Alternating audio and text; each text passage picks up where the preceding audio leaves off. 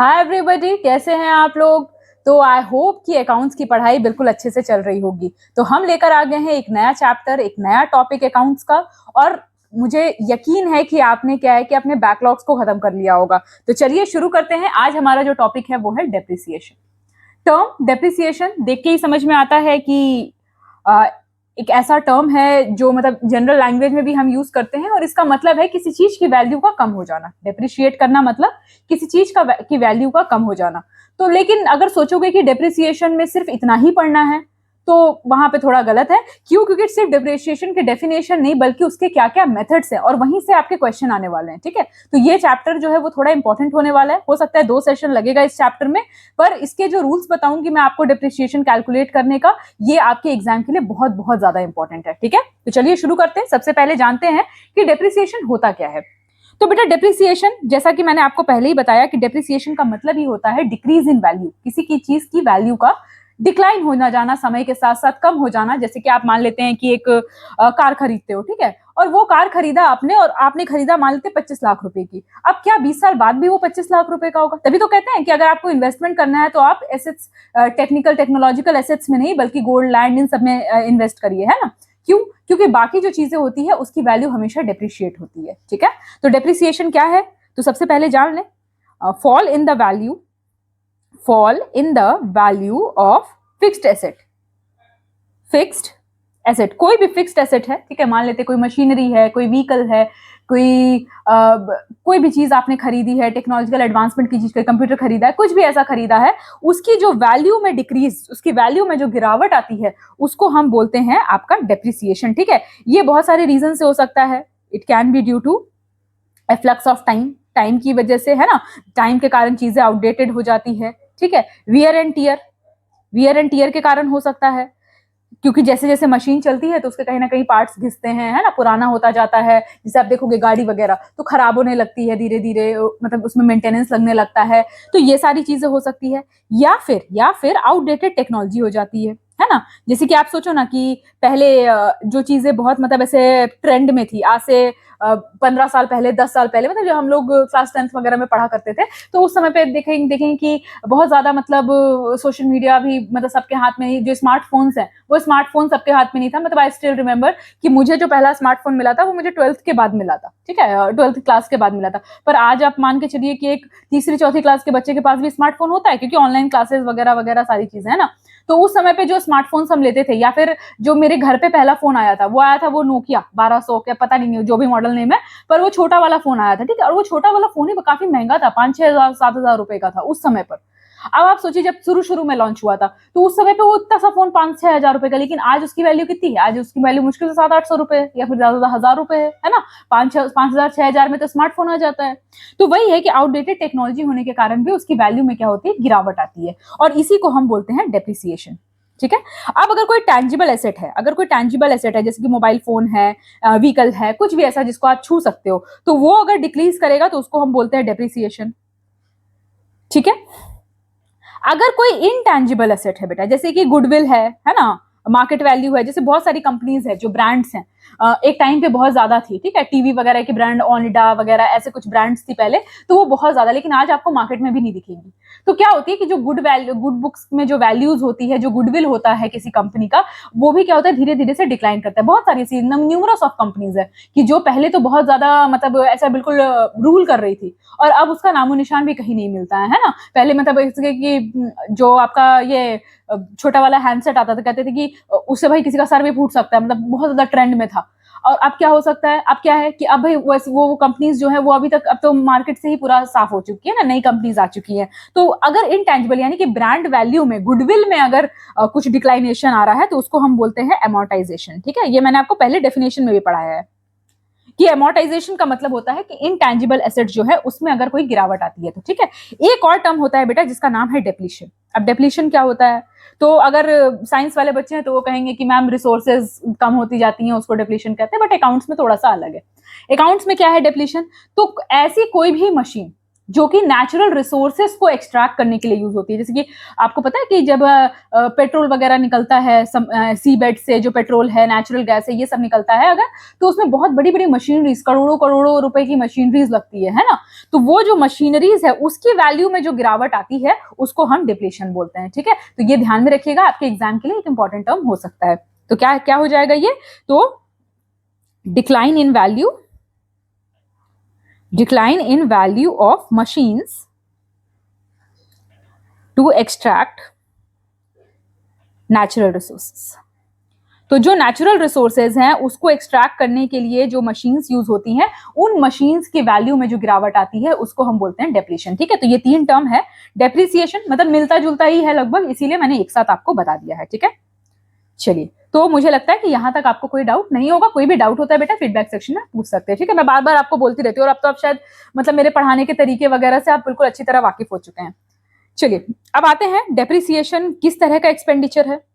तो डेप्रिसिएशन जब भी हम इसको मेंशन करेंगे बेटा, तो ये एक रेवेन्यू एक्सपेंडिचर है। ठीक है, this is not a capital expenditure, this is a revenue expenditure. क्यों, तो याद करो मैंने कैपिटल और रेवेन्यू एक्सपेंडिचर के डेफिनेशंस बताए थे। जिन्होंने नहीं याद है, मतलब अगर याद भी किए हो, रिवाइज नहीं हो रहा है, तो बेटा कैपिटल एक्सपेंडिचर का मतलब होता है कि जब हम खर्चा करते हैं किसी एसेट को बनाने के लिए, है ना, कि मतलब हम कुछ ऐसा खरीदने के लिए खर्च कर रहे हैं जो बाद में हमको रिटर्न ही देगा, तो उसको हम बोलते हैं कैपिटल एक्सपेंडिचर, है ना।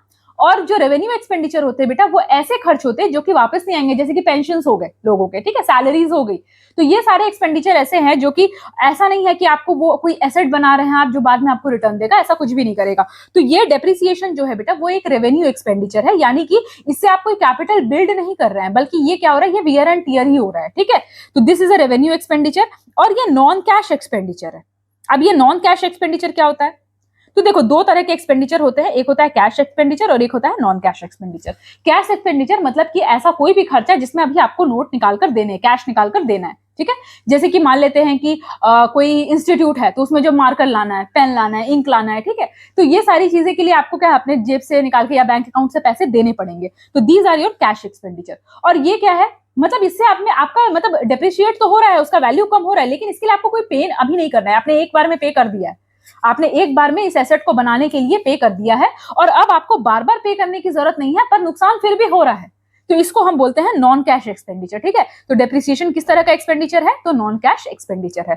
तो बेटा एक एक पॉइंट को बहुत ध्यान से और बहुत मतलब डिटेल में समझिएगा। ठीक है, ऐसा बिल्कुल नहीं करिएगा कि ऊपर ऊपर से समझ लेते, क्योंकि देखो टर्मिनोलॉजी, जैसे कि ये आपका रेवेन्यू एक्सपेंडिचर है, अगर आज जिसने भी पहले से पढ़ रखा है तो उसको बहुत अच्छे से समझ में आ जाएगा, जिसने नहीं पढ़ा है वो सोचेगा मैम ये क्या नया टर्म है। तो बेटा अकाउंट्स को हमको बहुत कम समय में, बहुत मतलब जितना एग्जाम के लिए रेलिवेंट है वो सब पढ़ना है। तो जब आपको कम समय में ज्यादा कुछ पढ़ना होता है ना, तो जाहिर सी बात है कि आपको मेहनत भी थोड़ी ज्यादा करनी पड़ती है और स्मार्ट स्टडी करना पड़ता है। And this is why we are here, और इसीलिए भी मतलब आपको भी इक्वली हमारा योगदान, हमारा जो सहयोग है वो तो करना ही पड़ेगा, तभी आपका एग्जाम जो आपका सपना है ना वो पूरा होगा, और ज्यादा दिन नहीं बचे, मतलब 45 डेज हार्डली मान लो, और बीच में फेस्टिवल्स का तांता लगा हुआ है।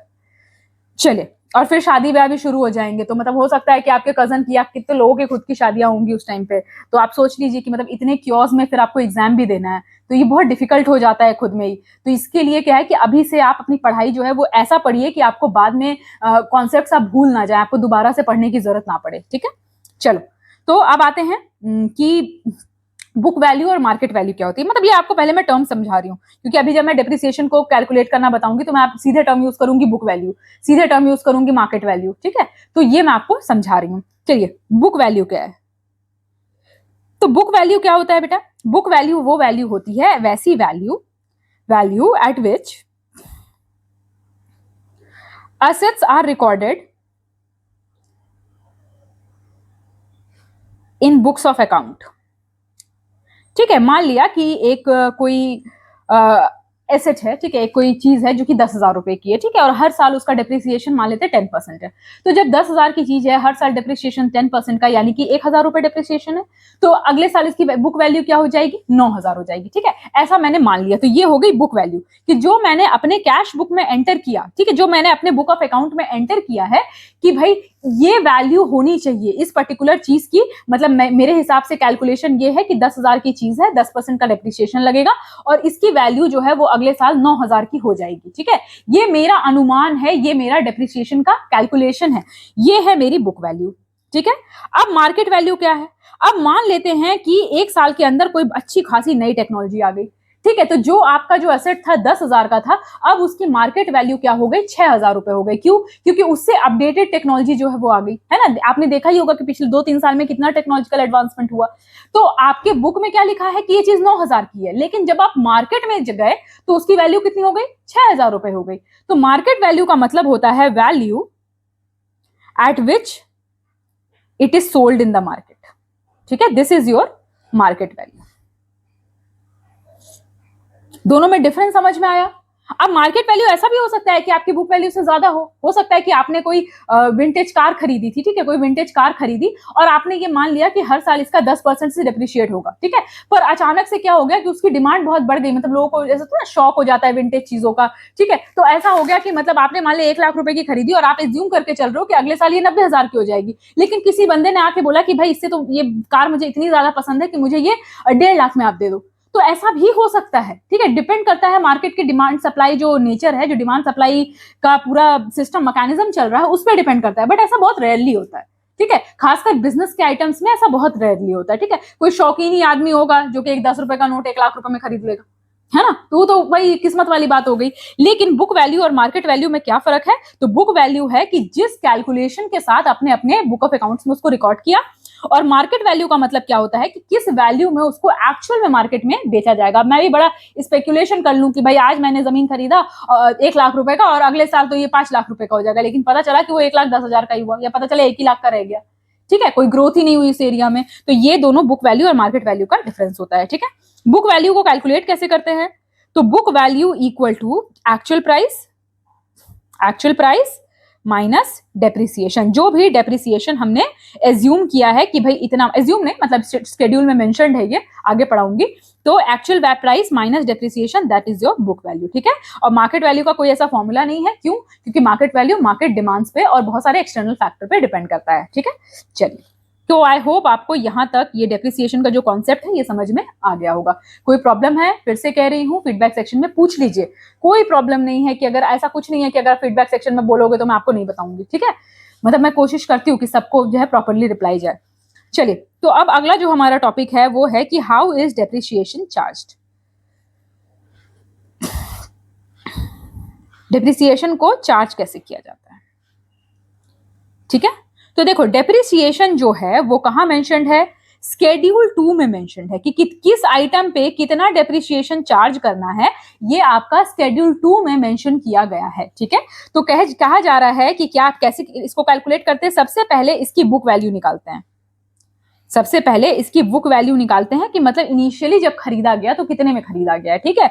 तो मान लेते हैं कि 1,000 रुपए में खरीदा गया, ठीक है, कोई भी चीज मान लेते हैं कि 1,000 रुपए में खरीदा गया, ठीक है।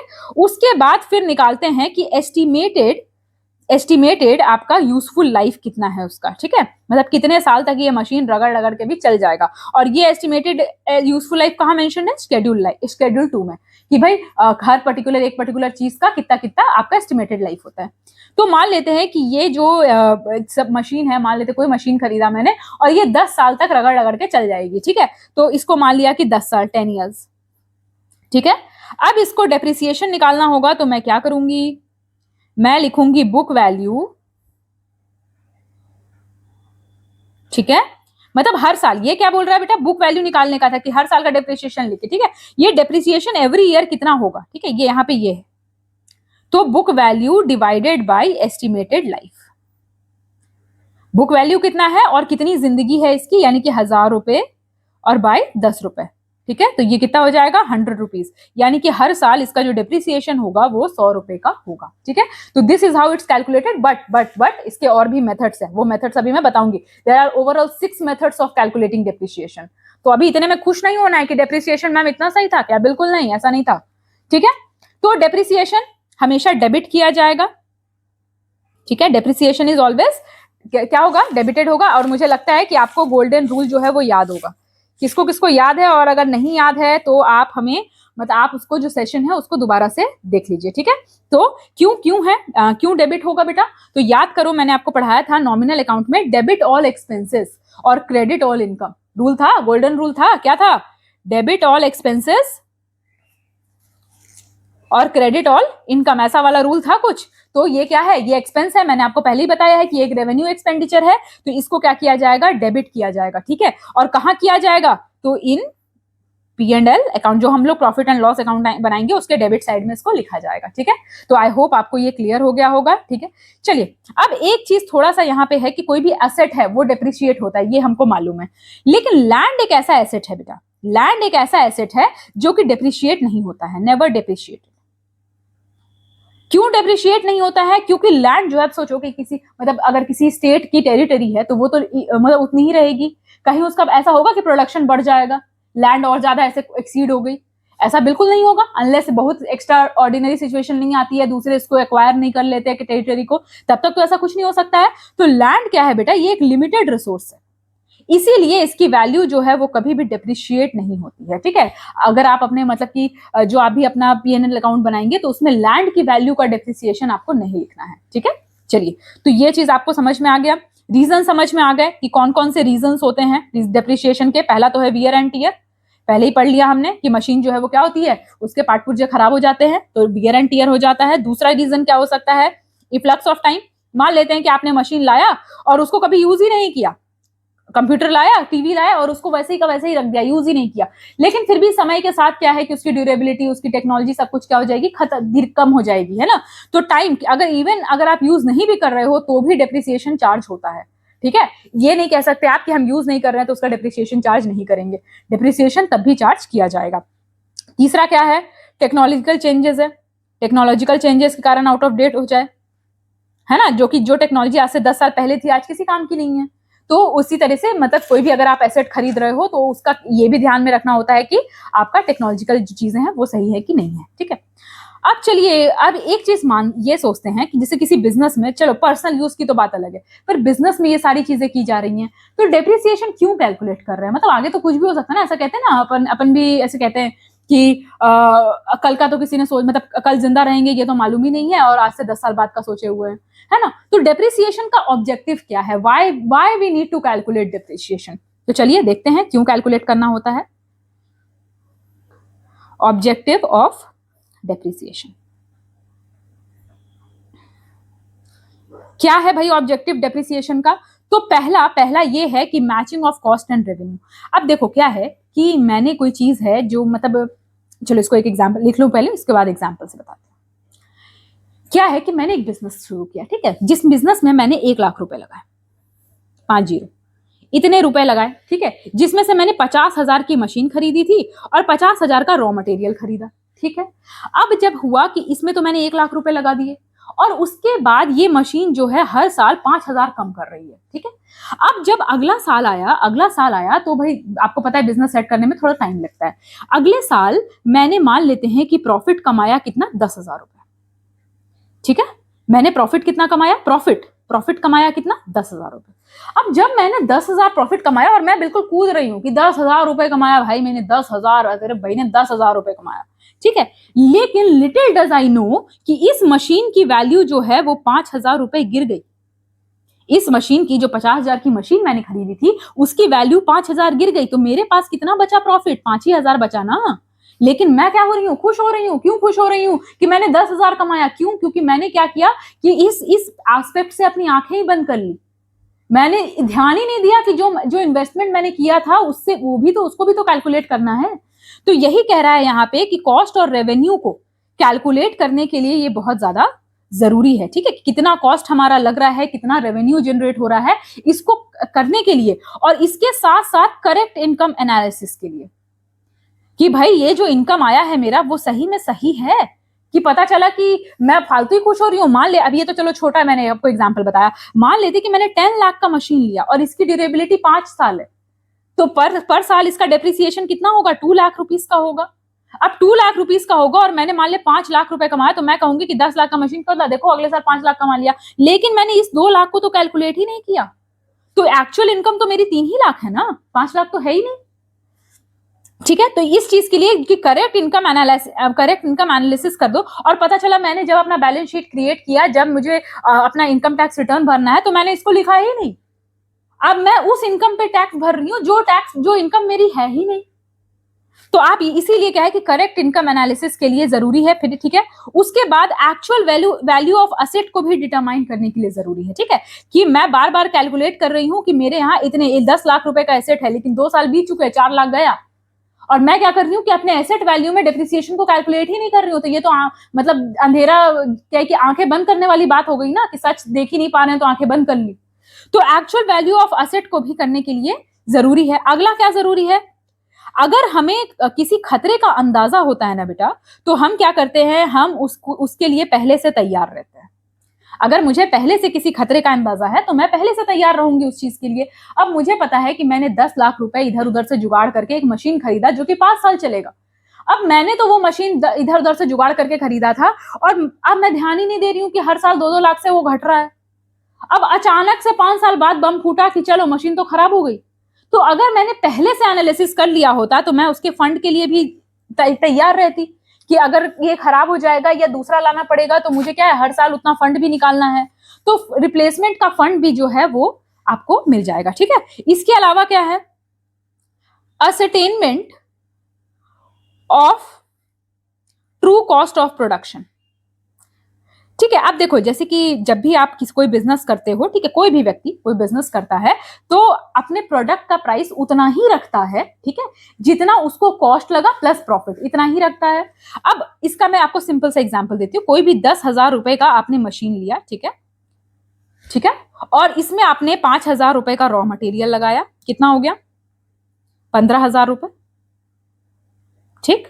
और इससे आपने क्या है, 1500 यूनिट कुछ चीज बनाई, ठीक है। मतलब आपने टोटल इन्वेस्टमेंट, मतलब मैं छोटे से बता रही हूँ, और भी बहुत सारे फैक्टर्स हैं, वर्कर है वगैरह वगैरह, सो कॉल्ड बहुत सारी चीजें हैं, लेकिन मैं आपको सिर्फ इतना एग्जांपल दे रही हूँ कि 15,000 रुपए का इनपुट डाल करके, जिसमें 10,000 की मशीन थी, और आपने क्या किया, इसको 1500 रुपए यूनिट, 1500 कोई चीज, मान लो बिस्किट का पैकेट ही 1500 रुपए में, 1500 पीस बनाया, ठीक है। तो आपका जो सीपी है वो कितना हुआ, आपका सीपी कितना हुआ यहाँ पे। अब आपने इस 5,000 को तो कैलकुलेट किया और इसको कहा कि ये तो फिक्स कॉस्ट है, तो आपने ये एज्यूम कर लिया, ठीक है, मान लेते कि 15,000 नहीं 1,000 पीस बनाया, ठीक है, मान लेते हैं 1,000 पीस बनाया, तो आपने ये कैलकुलेट कर लिया कि 5,000 का मैंने रॉ मटेरियल डाला, आपने मशीन को कैलकुलेट ही नहीं किया। आपने क्या कैलकुलेट किया कि 5,000 का रॉ मटेरियल बनाया और उससे मैंने 1,000 पैकेट निकाले, यानी कि इसकी कॉस्ट प्राइस कितनी हो गई, 5 रुपए पर पीस हो गई। तो अगर मैं इसको सेल प्राइस 7 रुपए में करूं तो मेरा तो प्रॉफिट ही प्रॉफिट है, 7 रुपए जो है उसमें करूं तो मेरा बहुत ज्यादा प्रॉफिट है, ठीक है। Oh sorry sorry sorry sorry dear, sorry.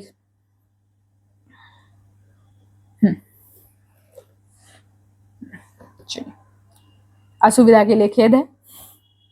चलिए देखिए इधर, तो क्या किया मैंने कि यहाँ पे ऐसा एज्यूम किया कि सीपी मेरी 5 रुपए है और एसपी जो है वो कितनी कर दूं मैं, 7 रुपए। लेकिन लिटिल डज आई नो कि हर साल 2,000 रुपए का ये डेप्रिसिएशन भी दे रहा है, यानी कि मेरा जो कॉस्ट प्राइस था वो था 7,000 रुपए, ना कि 5,000 रुपए।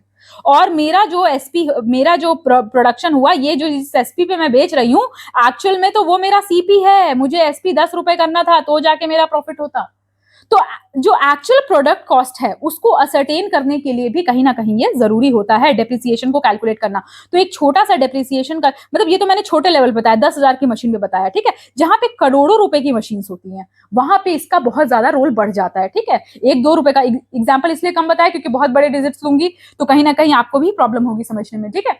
तो आई होप आपको ये समझ में आ गया कि डेप्रिसिएशन के ऑब्जेक्टिव्स क्या होते हैं, ठीक है। डेप्रिसिएशन कैलकुलेट करना हो तो हर साल का तो मैंने आपको बता दिया कैसे कैलकुलेट किया जाता है, ठीक है। अब थोड़ा सा स्क्रैप वैल्यू के बारे में पढ़ते हैं, स्क्रैप वैल्यू क्या होती है इसकी, और तब डेप्रिसिएशन कैसे निकालते हैं। चलिए, तो डेप्रिसिएशन का क्या हो जाएगा फॉर्मूला, ये हो गया हमारा depreciation equal to cost of fix asset, जो भी कॉस्ट है, यही बताया था ना मैंने, cost of fix asset divided by estimated useful life. लेकिन यहाँ पे एक एस्पेक्ट छूट गया है, ठीक है। इनिशियली उतना बताया, ठीक है, यहाँ पे देखो, यहाँ पे लिखा था book value divided by estimated life, तो यही हो गया cost of fix asset divided by estimated useful life. लेकिन यहाँ पे क्या माइनस करना होता है, वो होता है इसका स्क्रैप वैल्यू।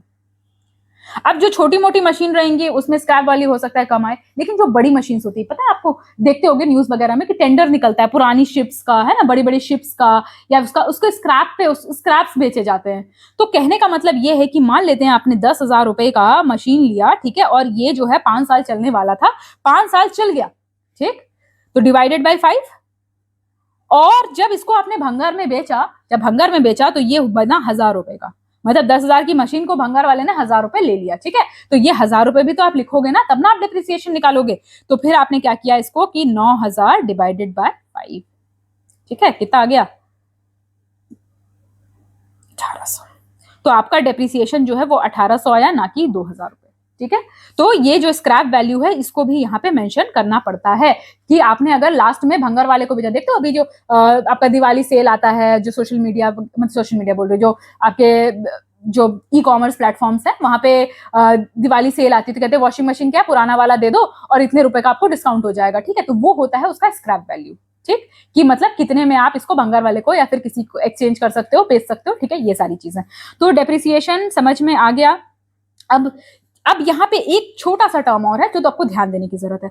ये कॉस्ट ऑफ फिक्स एसेट मैंने लिखा, यहाँ पे एक टर्म लिखा मैंने, कॉस्ट ऑफ फिक्स एसेट। अब आप कहोगे कि मैम ये कॉस्ट ऑफ फिक्स एसेट क्या होगा? कॉस्ट ऑफ फिक्स एसेट क्या होगा? 10,000 की मशीन लाई मैंने। अब मान लेते हैं मैंने 10,000 रुपए की वॉशिंग मशीन खरीदी, ठीक है, और मैंने 1,000 रुपए उसका ट्रांसपोर्टेशन चार्ज दिया दुकान से ला करके। वो व्यक्ति ने मेरा घर 20 किलोमीटर दूर था और 20 किलोमीटर दूर में आया वो, और उसके बाद फिर उसने फलना ढिकना जो भी कार्यक्रम किया, ठीक है। तो ये जो मेरे को पड़ा वो कॉस्ट क्या है? सिर्फ दुकान वाला कॉस्ट नहीं इंक्लूड करना है, मतलब कि एक्चुअल कॉस्ट तो इंक्लूड करोगे ही, एक्चुअल कॉस्ट तो इंक्लूड करोगे, प्लस प्लस क्या इंक्लूड करोगे? डायरेक्टली एट्रीब्यूटेबल कॉस्ट भी इंक्लूड करोगे। मतलब आपको क्या क्या इंक्लूड करना है इसमें? एक्चुअल कॉस्ट भी करना है और डायरेक्टली एट्रीब्यूटेबल कॉस्ट भी इंक्लूड करना है। उसमें क्या क्या आ जाएगा? तो उसमें हो सकता है कि आप उसके लिए मतलब कनेक्शन लगवाओगे, ठीक है, कोई इंस्टॉल करने वाला आएगा, आजकल तो ये सब फ्री हो गया है, लेकिन अगर मान लेते हैं इंस्टॉल करने वाला आया, ठीक है, आपका ट्रांसपोर्टेशन चार्ज, ठीक है, तो ये जितनी भी चीजें जो इनडायरेक्टली एट्रीब्यूट हो रही है वो सारी चीजें भी इसमें इंक्लूड होगी, और उसी कॉस्ट पे आप डेप्रिसिएशन निकालोगे, ना कि उस कॉस्ट पे जिस कॉस्ट पे आपने खरीदा है, ठीक है, जितना भी उस पे खर्चा किया। इसीलिए मैं कहती हूँ कि एक बनिए का दिमाग जो होता है ना, मतलब जो बिजनेसमैन होता है उसका दिमाग और नॉर्मल इंसान का दिमाग जो है वो अलग चलता है। क्यों अलग चलता है? क्योंकि नॉर्मल इंसान क्या सोचेगा, अरे मेरे को 10,000 की वॉशिंग मशीन पड़ी, पर लिटिल डज ही नो कि वो 10,000 के साथ साथ 1,000 आपको और जुड़ा है, तो आप उसको 10,000 नहीं कैलकुलेट करोगे, आप उसको 11,000 कैलकुलेट करोगे। अब जैसे कि मान लेते कि मेरी अगर कपड़े की दुकान है, ठीक है, और मैं जा रही हूँ एक दूसरी सिटी कपड़े लाने, तो मैंने 50,000 का माल उठाया वहां से, पर सिर्फ 50,000 उसमें कैलकुलेट नहीं होगा। उसमें जो 5,000 मेरा कॉस्ट गया, मैंने टिकट कराया, गई, मैं टिकट से वापस आई, होटल में रुकी, वहां जा करके ऑटो का किराया दिया, फलना दिया, ढिकना दिया, जो भी काम किया वो भी उसमें ऐड होगा, और वो सामान जो है वो 50,000 का नहीं बल्कि वो 55,000 का हो गया। अब जब वो 55,000 का सामान हो गया, तो अब मुझे जब बेचना होगा तो I will determine the cost on the basis of that 55,000, not that 50,000, ठीक है, क्योंकि कोई ऐसा बोलते ना बिजनेस में एक भी रुपए ऐसा फ्री का नहीं आता है। तो ये चीज क्या है कि कॉस्ट ऑफ जब फिक्स एसेट जब निकालना होगा तो आप कैसे निकालोगे? एक्चुअल कॉस्ट निकालोगे और इसके साथ साथ डायरेक्टली एट्रीब्यूटेबल कॉस्ट भी निकालोगे, ठीक है। चलिए, तो यहां तक मुझे लगता है आपको कोई भी प्रॉब्लम नहीं होगी। प्रॉब्लम होगी बेटा तो आप प्लीज आप फीडबैक सेक्शन में पूछ लीजिएगा, ठीक है। अब मेथड्स कौन कौन से हैं डेप्रिसिएशन निकालने के? तो there are certain methods of depreciation, ठीक है। अब कौन कौन से मेथड्स हैं? तो पहला है आपका स्ट्रेट लाइन मेथड। अब चिंता करने की जरूरत नहीं है, सारों को मैं वापस से डील करूंगी, तो ऐसा टेंशन नहीं लेना है। Straight line method. दूसरा है reducing balance method. By the way, ये जो मैंने आपको फॉर्मूला बताया ना, ये वाला कॉस्ट और ये वाला फॉर्मूला, यही है स्ट्रेट लाइन मेथड, ठीक है। तो अभी और आगे डिटेल में हम पढ़ेंगे इसको।